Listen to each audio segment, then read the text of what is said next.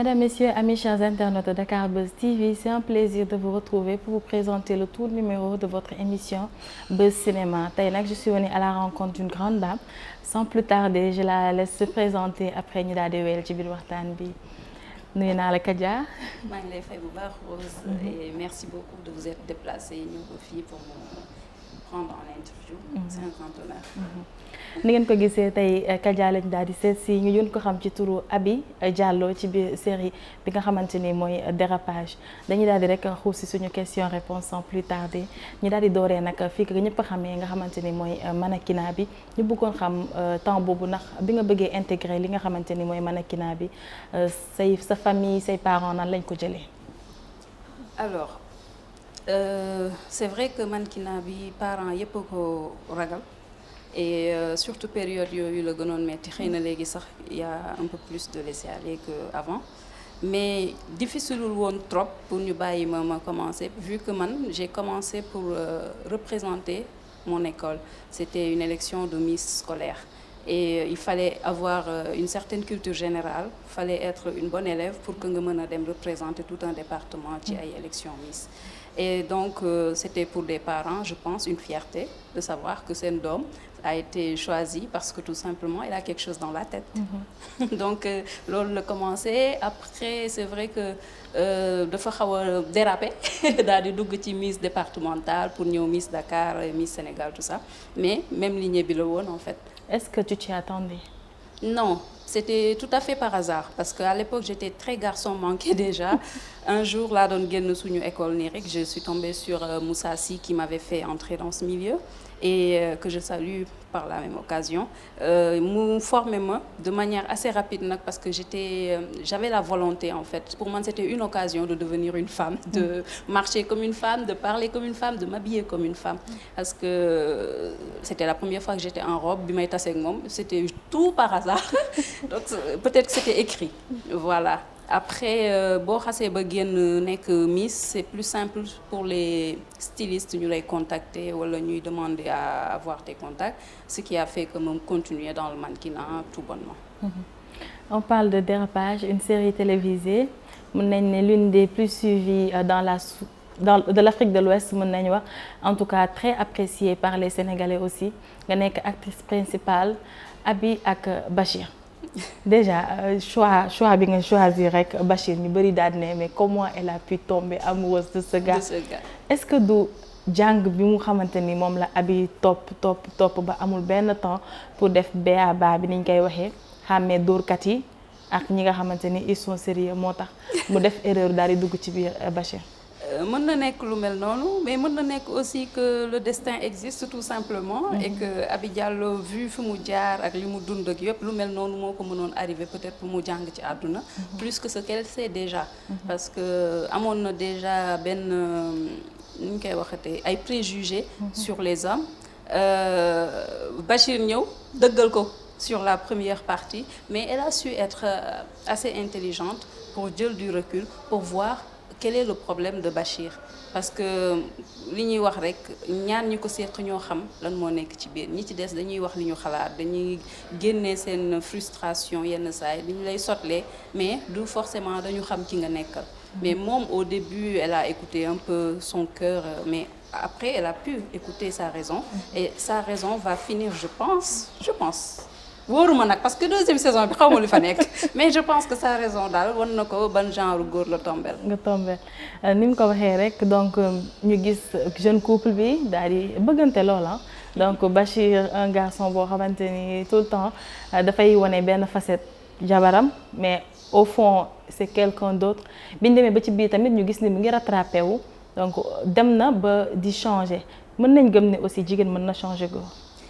En fait je me demande est-ce que Bachir dafa nekk di changer wala dafa nekk di wane nature am parce qu'en fait Bachir Diop li nit ñi jëlul en compte mooy que il a été mal encadré parents yi taluñu ko yaayam c'est une femme du monde, son papa il arrête pas de voyager. ñu tàmmal ko loo xam ni parce que fils unique la déjà.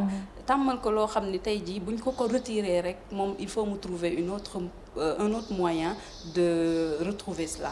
Il a été mal conseillé, amul ay àndandoo aussi peut-être yu tax mu mën a choisir autre chose que ce qu'il a choisi. mais bu demee ba ci biir parce que boo déggee Bachir Diop buy wax ak yaayam yaay booy la koy woowee. c'est une marque de respect. Voilà léegi xale yi dañuy naan waaye mère mais Bachir Diop il dit yaay booy. et on voit ni mu jege yaayam aussi on voit ni mu uufoo ci yaayam les moments où il craque en général il va sur les genoux de sa maman. Donc c'est quelqu'un qui est féministe à l'intérieur. Mais qui pourtant montre le contraire parce que mu ngi bëgg nit ñi gis ko comme naka lañ ko mën a waxee sax ku am assurance. Alors que c'est ce qui lui manque. bu amoon assurance justement dina xam li mu bëgg yam ci. mais ku xamul li nga bëgg da ngay tâtonner fu ne nga laal fa. et c'est ce qu'il a fait. donc nit ñi ñoo desee comprendre personnage bu Bachir Diallo xam nga Bachir Diop wala ma yóbbu ci Diallo yi. donc boo demee ba ci biir je pense que deuxième saison bi di ñëw dina leen wan lu bari ci côté boobu. Inch'Allah en tout cas ñu koy xaar avec impatience. man tamit ba tey ba tey ñu des ci série bi parce que ki nga xamante ni mooy maman Matel mu nekk foofu yaayu Abi mooy jeune fille bi nga xamante ni yaa incarné rôle boobu noonu ñu gis ni dafa am jaar-jaar yu metti donc mais elle a tout fait pour veiller ci li nga xamante ni mooy éducation doomam ndax jàpp na ni moom fi mu jaar ay doomam waruñu fa jaar mais bu ñu gisee benn séquence wala ay séquence sax doomam di ko tenir tête di Abi Diallo est-ce que c'était facile pour toi nga jouer woon rôle yooyu noonu. Non, c'était pas facile du tout parce que bu fekkee rek dëgg. Abi Diallo bari na fu ñu nuroo trop man ak moom mais côté boobu nuroowuñu fa am naa caractère. am naa sama personnalité ku ma bëggul mu yab ma du ma yab mais dama teg waajur fu kawe balaa may def dara ci kaw suuf pour man waajur d'abord après leneen duy ñëw doog ciy tegu. et Abi dafa ñëw indi peut-être jikko yi ak occidental parce que fa la màggee peut-être parce que ñoom la xam et on a vu que. dafa xawoon am contraste tuuti parce que boo seetloo Abi dafa fonk diine. mu ngi joxe ay ci jàkk ji ci xaw ma ci jumaa yi. mu ngi saraxee. mu ngi ñu ngi koy respecté ci fu mu nekk en tout cas. parce que yar la leen di wan chaque fois. donc à un moment donné je me dis aussi que dafa excédé parce que il y avait une surprotection de la part de sa maman qu'elle ne comprenait pas. et ce qui est normal parce que doo dem ba am 35 ans ñu lay manipuler comme si tu avais 14 ou 15 ans et c'est ce que sa maman essayait. Est-ce que yaa xamu woon ni wadd la rek musul dugg ci aventure yow di am copain yooyu xam nga. yaayam je me demande ndax xam na doomam parce que justement màggeewul ci moom. Enfin bi mu amee 18 ans la dem et après elle est revenue à l'âge de 35 ans donc lu bari rëcc na ko ci vie wu doomam. et elle a pas eu la présence d'esprit de discuter d'abord avec sa fille xam fan la jaar. comprendre ko aussi. moom dafa tëb rek. waa ji neexuma daal di koy kale foofu. et souvent c'est le cas même dans la réalité les parents dañuy am ay préjugés par rapport ak sa âge par rapport ak sa style par rapport ak ni nga mel physiquement et je trouve que c'est dommage parce que nit ki comme li ñuy wax l'habit ne fait pas le moine il faut apprendre à le connaître man su ma nekkoon place su maman Matel damay jéem a considérer Bachir comme doom d'abord pour mën ko comprendre parce que nit ki boo ko jàppeewul comme sa doom doo ko mën a toppatoo comme sa doom. ak ndaxtaan bi aussi daf ciy baax parce que des fois doom sax des fois nga woo ko yeddu ko am na waxeex moom. ker sa dab ko ba mu bàyyi la mu jàpp. parce que ni mu koy jëlee la. toujours ak xadar waaw voilà toujours xadar la ko doon jëlee c'est ce qui a fait qu'à un moment donné aussi elle s'est braquée. parce que peut-être day gis boppam moom tamit à un moment donné elle va se dire kii su ma ko teelul arrêter elle va croire que toute ma vie moom moo ko war a régir et ça se passe pas comme ça. Je veux dire par exemple quand Bachir est venu à la maison. Au début peut-être qu'il était hypocrite di jéem a neexal di kii mais bu mère bi joué woon le jeu mën na am dinañ dem ñoom ñaar ba déggoo mais non c'était toujours non. et à chaque fois qu'il a essayé de faire des efforts elle a dit non. donc bu demee ba benn instant Bachir tamit daal di wane fierté. et moi je trouve que c'est tout à fait normal que mu mujjee fi mu mujjee. effectivement ba tey couple Bachir Diop Aby Diallo boo xoolee y avait une différence d'âge donc ci biir différence d'âge boobu laa ñëw nan nga gisee couple yi nga xamante ni dañ koy dund mais di subir li nga xamante ni mooy critique yi nga xamante ni société bi ñoo leen koy teg jigéen mag jëkkëram wala copain am na ci couple yoo xamante ni sax moo leen intéressé parce que tellement bu ñu xalaatee après regardu nit yi wala seen critiques yi du ñu sax ñemee dem.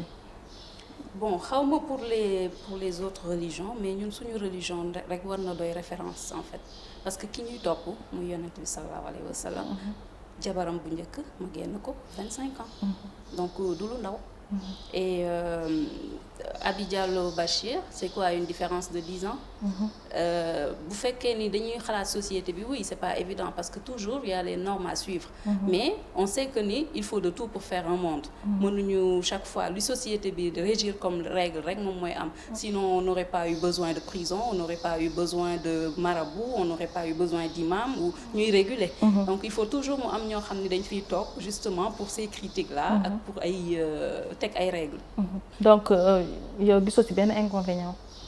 Non, je trouve pas. Parce que pour moi, l'essentiel, mooy nga tomber ci la bonne personne qui t'aime, la personne qui te fait penser à Dieu, la personne bi lay rendre meilleur. Parce que quoi qu'on dise, Aby Diallo a été adoucie grâce à Bachir. Elle était trop contre les hommes. Si on se rappelle le premier épisode, comment elle a parlé, la hargne qu'elle avait contre les hommes. Et grâce à justement l'amour qu'elle a pu éprouver et que Bachir lui a prouvé aussi à la fin, elle a pu s'adoucir. Et pour moi, ça, c'est déjà quelque chose de positif. macha allah am na solo lool ndax am na jigéen yu bari yu koy dundoo ba tey dañuy wëyal rek suñu waxtaan on veut savoir est-ce que infidélité war na tax jigéen daal di tas sëyam parce que bu ñu xoolee Aby dafa woon ginnaaw Bachir carrément bi mu ko trompé mais ci société bi ñuy faral di gis ay jigéen di ko dund et tout et instant boobu tamit par rapport ak sa réaction gis nañ tamit réaction internaute yi il se disait mais ça ne va pas kii mënu ko baal. C'est vrai c'est vrai déjà ñun dañu moulé ci benn xam nan laa ko mën a woowee habitude ou coutume suñu dëkk mooy la femme doit être soumise donc lu sa jëkkër def da nga ko war a muñal da nga ko war a suturaal da nga war a ainsi de suite bu ñu jëlee l'histoire de l'infidélité rek ne moom moo tax Aby bàyyi Bachir dañu fàtte yeneen séquence peut-être parce que on sait que elle l'a toujours défendu contre Monz et Marie contre yaayam contre Binet mi nga xam ni mooy léppam moo ko moom la màggandool moo ko xamal lépp mu am fu mu teg Bachir muy benn niveau boo xam ni tegu fa kenn mu nekk nag koo xam ni elle est très connue parce que Aby Diallo dafa yore un réseau boo xam ni tout le monde le suit elle est influenceuse et donc am na loo xam ni dañ ko siy xaar ak loo xam ni duñ ko ci xaar Bachir Diop génn à la télé ñuy wax ni dañ ko tëj prison parce que dañoo nekk ci ay affaire njuuj njaaj oto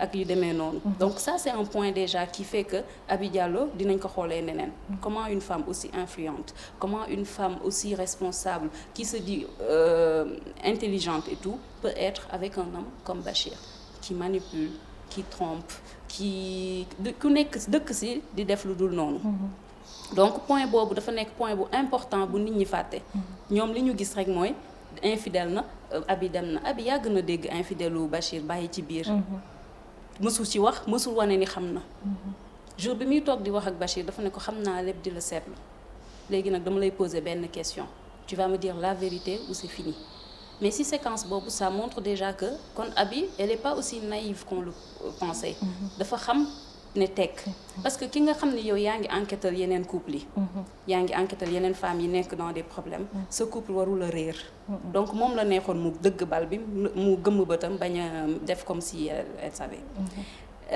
ñu dellu si aussi ci l'histoire du problème qu'elle risque d'avoir à cause des infections boobu mooy bañ a mën a am doom ça aussi c'est assez frustrant pour une femme de se dire su ma continuer tey jii ak waa ji je peut-être que toute ma vie se résumera à ça mu jël loolu en considération ça fait 2 points troisième point bi Aby Diallo bu ñàkkee Bachir wala bu mënatul jox confiance Bachir kan la mën a jox confiance yaayam mais pour récupérer yaayam il faut qu'elle s'éloigne de Bachir la question ne se pose plus. Là, elle devait choisir entre 2 points. Yaayam, elle est lakkale, certes, elle est surprotectrice, mais au moins, elle a toujours été là quand elle en avait besoin. Un jour, bu continuer ak Bachir, quand elle aura besoin d'épaule, est-ce que Bachir sera là? C'est une grande question pour elle. Donc nit ñi buñ ko juger juste si dafa infidèle mu bàyyi ko. Elle a muñ des choses. Moom muñ na sax lu téléspectateurs yi muñul. Parce que lu ne yekk nañ ko Bachir. Dans la vraie vie, Bachir a failli être agressé à cause de Abi Diallo ak moom li muy dox ak Abi Diallo. Ce qui veut dire que c'était fort quand même tout ce qu'il faisait derrière le dos de sa femme. Mais tey comme sénégalais dafa nuñ koy waxee xol bee rëy. Bachir am na nu mu commencé wane mu ngi jooy mu ngi raam dañ koy yërëm ñoo rek bëri daal di yërmande voilà. est-ce que tamit du loolu mooy rey jigéen ñi des fois dañoo bëri yërmande aussi trop waaw. ba Mais pas que jigéen ñi parce que y a certains hommes qui sont comme ça. C'est juste que mënoo jël benn thème ne da ngay véhiculer sur ça après nga bëgg dugal thème yépp après jaxasoo day am il a fallu qu'il fasse un choix le réal pour se dire ok on va dépeindre un personnage tel que Bachir mais ça voulait pas dire que tous les autres hommes sont comme Bachir. Effectivement. Voilà, c'est juste une partie des hommes, peut-être une grande partie qui est comme ça. Effectivement ba tey Mais bu ñu voilà. xoolee ak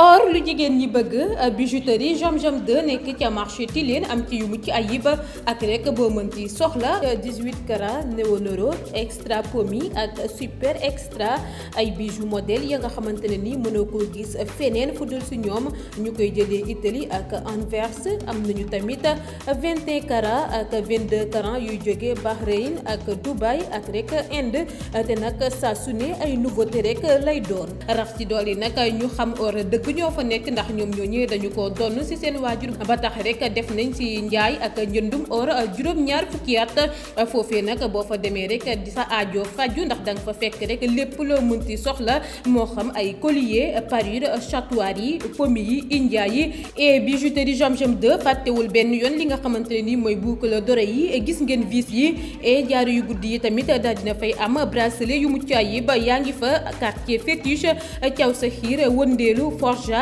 et ak ay chaîne ndigg ya nga xamante ne ni or la waaw foofee rek nga ko mën a amee ca bijouterie Jam Jam 2 ci famille Dia bijouterie Jam Jam 2 nag yemul si jaay ak jëndum or képp ndax tamit soo bëggee ay jaaru xaalis lam ak li ni mel boo demee fekk ko fa te fukki fan ak juróom bu nekk nag ñu indil la arrivage bu bees tàkk daal di koy wàccee yow mu bëgg lu baax ngir sa soxna wala jigéen bu bëgg foo génn rek ñu naw la wala yow mu bëgg a jënd di jaayaat dawal marché Tilène rue 19 angle Blaise Diagne soo demee doo ko rëccu ndax rek di nga fa fekk ay ndaw yoo xamante ne ni tarkal la macha allah comme ku si mel ni rek Youssoufa Demba wala sax Mbay ñu daal di lay dalal nu ñuy dalalee buur si salle d'attente ba nga xamante ne ni dañu ko climatiser ndaxte foofee nag client bi moo fay buur waxtaan ak yow ba nga am rek loo bëgg vigile yi daal di lay accompagner ndax rek ñoom ñoo yor sa kaaraange ba keroog nga fay jógee ñoom ñoo ñee dañuy jaay en gros dañuy jaay it détail moo xam or wala xaalis waaye it di jënd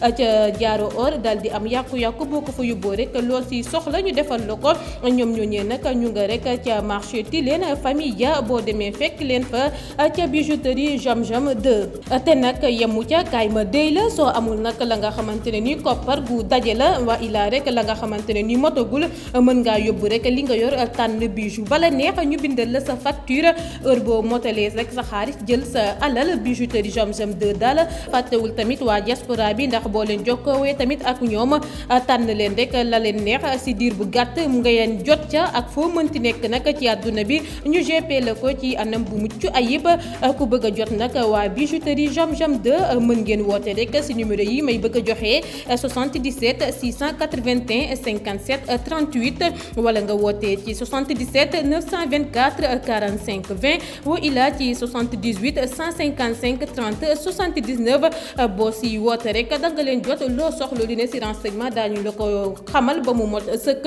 et ma ne daal boo jàppante ak bijouterie Jam Jam 2 doo ko rëcc jaaraama waa Jam Jam 2. Abi Diallo comme ni nga ko waxee mu ngi ci réseaux sociaux yi mu ngi sensibiliser jigéen yi di leen jàppale ci ay combats mais aussi di leen dimbali à se relever après des souffrances yoo xamante ne subir nañ ko et tout rôle boobu aussi Kadia nan nga ko dundee parce que tamit bu ñu xoolee jigéen yi tamit ñuy souffrir bëri na trop mais la plupart dañu dul am ñu leen jàppale wala ñu leen di soutenir parce que dañ nekk société boo xamante ni soo waxee sa problème sax ñu ne bëggul sëy boo demee seen kër balaa nga eggali say parents ne la dellul après on voit un peu dans les réseaux sociaux des coachs par-ci des coachs par-là et des fois day andi jaxasoo parce que des fois religion yi du nekk benn wala culture yi du nekk benn. C'est vrai. Alors man ni ma ko dundee c'est que la fiction dafa mujj continuer sur la réalité parce qu'en fait je reçois beaucoup de témoignages, je reçois beaucoup de contributions par rapport au rôle que j'incarne, mais aussi par rapport aux problématiques yi ci am yépp. Et je n'ai pas que des femmes qui me contactent justement, il y a même des hommes yuy am ay problèmes yu may contacter di ma expliquer seen problème di xalaat ni mën naa ci dara. Et je me dis que c'est quand même quelque chose d'énorme, comme quoi la fiction dafa dem ba yegg ci benn niveau bi au niveau des Sénégalais, surtout dem nañu ñoom ba mënatuñu départager le personnage de la personne. Abi Diallo ak ki nga xamante ni mooy Kadia. Voilà donc man finalement c'est Abi Diallo qui régit sama réseaux sociaux yëpp. Quand quelqu'un me contacte c'est quelqu'un qui veut parler à Abi Diallo. Et moi j'oublie en ce moment-là que je suis Kadia, donc c'est pas que bu ñu nekkee ci plateau yi rek laa nekk Abi Diallo, je continue d'être Abi Diallo. J'ai longtemps joué, j'ai fait pas mal de productions, mais il se trouve que série day dem ba nga xam ni nit ki dafay foog ni yéen a dëkk. Wala dafay foog ni xam na la parce que mu ngi lay gis tout le temps, parce que dafay dem ba habitué wu à ta présence, dafay foog ni tey jii yow moom nga fi nekkal.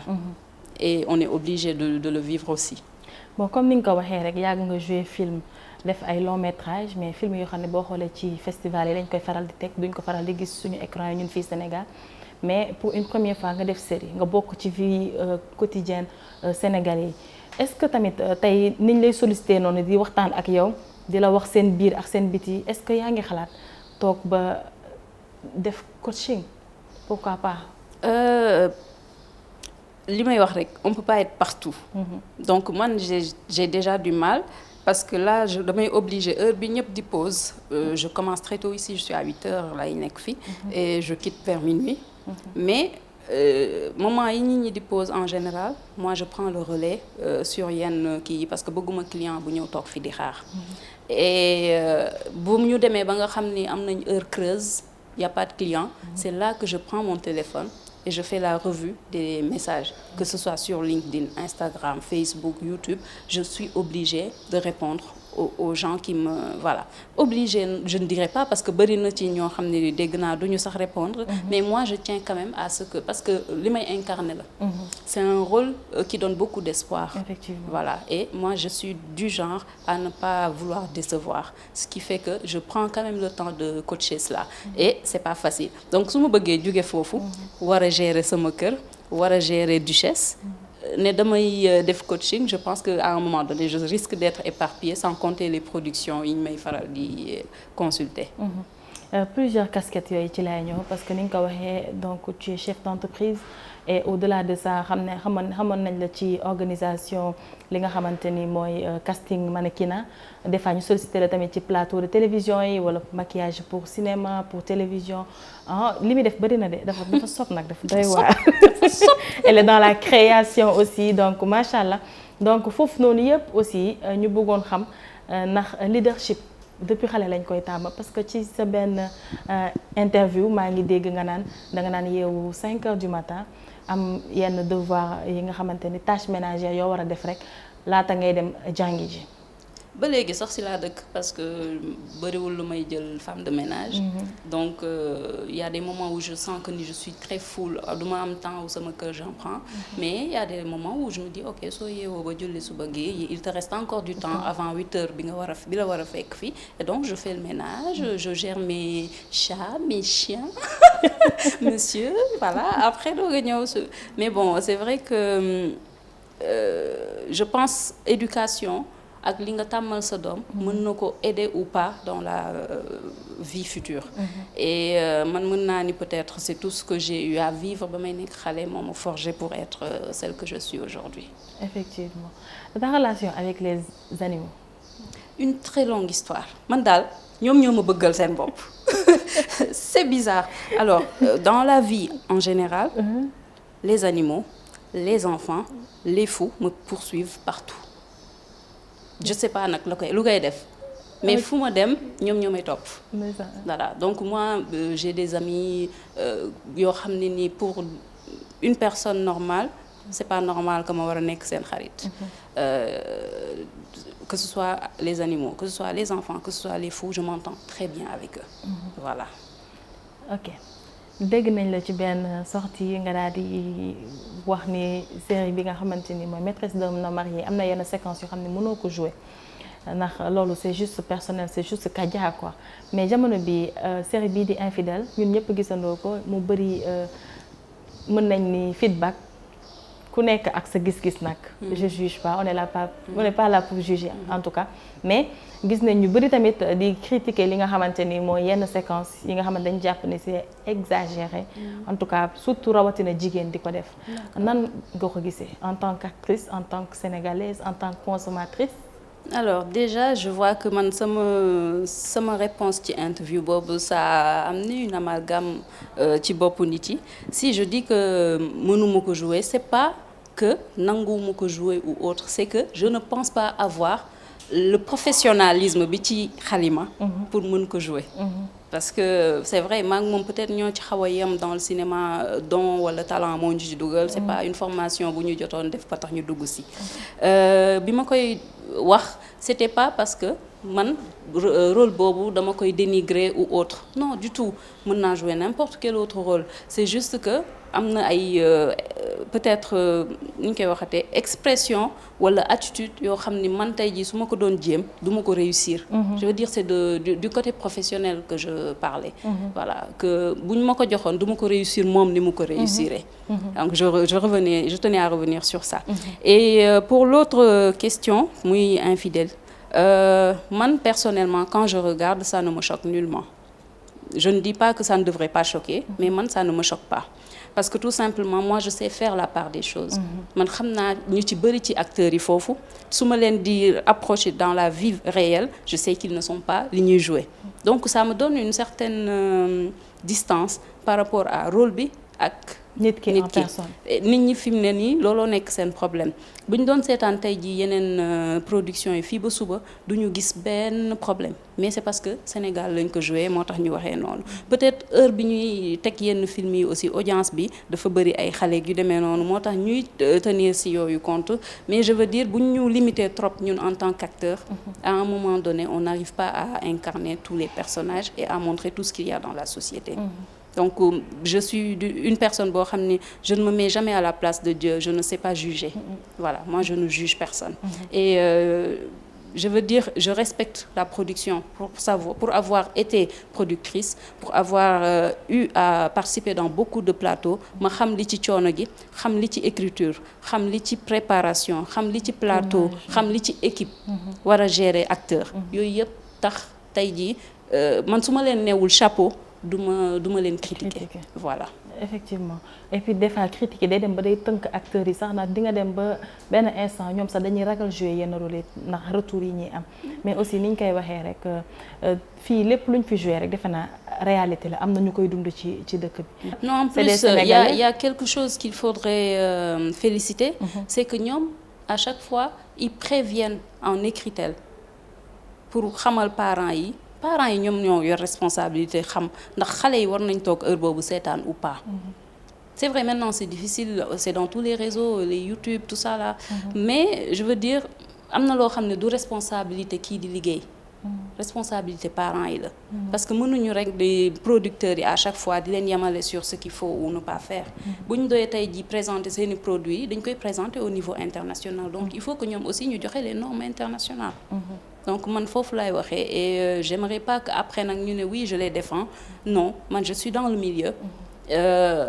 am na yoo xam ne ji tey mën naa ko comprendre lu keneen di nekkul ci milieu bi du comprendre. du ko comprendre effectivement ay collègues de travail ngeen de toute façon.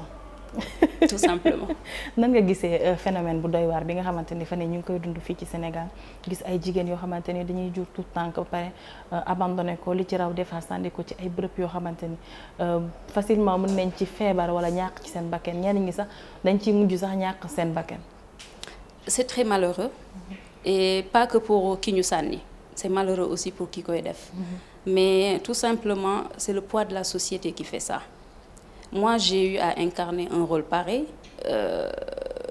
mu nekk loo xam ne dans mon entendement c'est inimaginable. Kadia du xalaat mës a def loolu. Mais terewul j'ai représenté le personnage comme il faut. Je l'ai comprise. Je l'ai supporté. Parce que tout simplement ku ci nekk da nga koy teg ci situation bi mu ko fekk. bëri na ñuy sànni toog duñu dundati. seen dund jour ba ñu sànniwee la jeex. parce que neexul ci ñoom parce que regretté nañ ko parce que amuñu woon choix parce que voilà kenn xamul raison wu nit ki li tax mu def en général ñenn ñi mën na nekk tout simplement parce que seen xel matul. ñii mën na nekk parce que dañu feebar ñii mën na nekk parce que buñ ko yorewee peut-être xalaat nañ ni duñ ko mën a jox mu lekk duñ ko mën a jox mu naan et que loolu c'est comme le tuer tout doucement.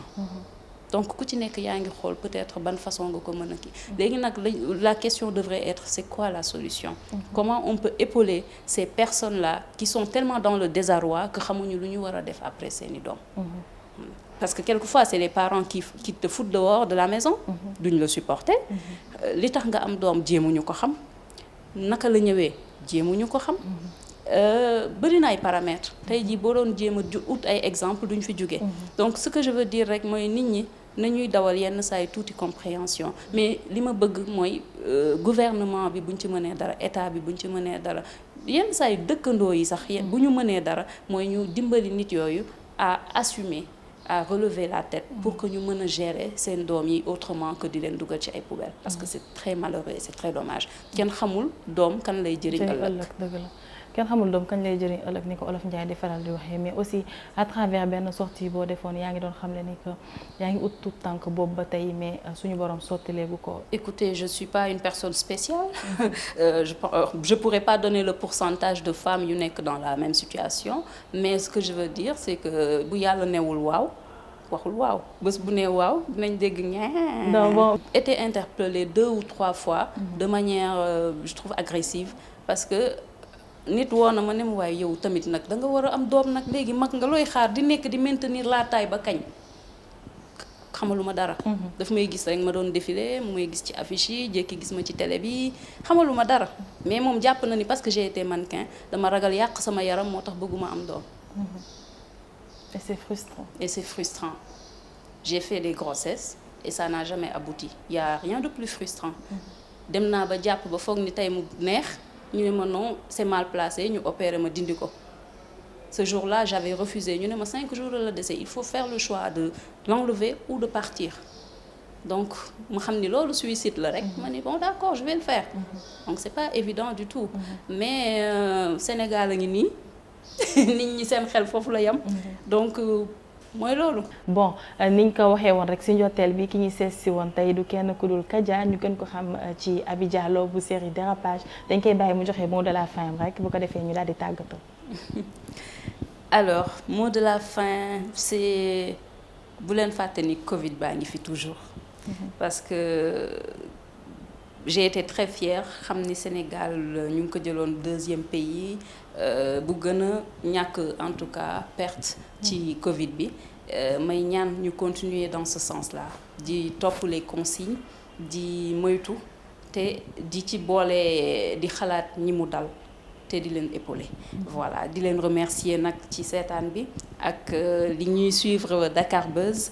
di leen remercier yéen d'être venus et di leen wax ni à très bientôt j'espère pour parler d'autres projets et puis di leen inviter à venir à Duchesse Garden donc yéen ñi fi nekk may naa leen ay bon heure bu ngeen ko bëggee ngeen ñëw ñu defal leen yu baax. Merci beaucoup, c'est très gentil ni mu ko waxee rek mu ngi fii ci ñu ngi fii tey ci Duchesse Garden mu ñëw accueillir ñu vraiment équipe bu dynamique équipe boo xamante ne aussi ils sont très sympas ñu leen remercier ñoom ñëpp Kolim Dioum mais je ne saurais vous quitter sans pour autant remercier l'équipe technique qui m'a accompagné Malick Mohamed Junior Samba ci wàllum technique bi amis chers internautes ni ma leen ko waxee woon c'est le premier numéro de votre émission Cinebuzz c'était un plaisir de venir à sa rencontre moom Kadia di leen jox di daje très bientôt pour yeneen numéro d'ici là portez-vous bien merci.